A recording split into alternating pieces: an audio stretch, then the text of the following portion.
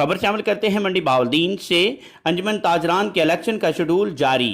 تفصیلات کے مطابق منڈی بہاولدین کی انجمن تاجران کا کئی ہفتوں سے الیکشن مہم جاری رہنے کے بعد مرکزی آفس انجمن تاجران غلہ منڈی میں الیکشن شیڈول جاری کر دیا۔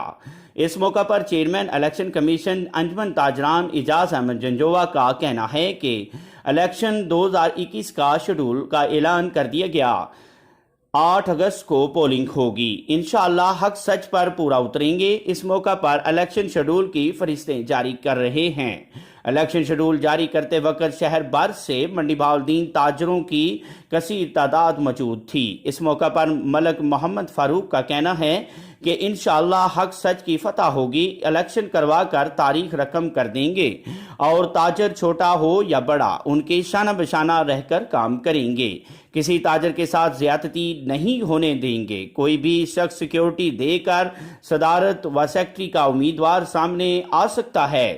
یہ الیکشن انشاءاللہ ہوتے رہیں گے۔ الیکشن لڑنا ہر ایک کا حق ہے۔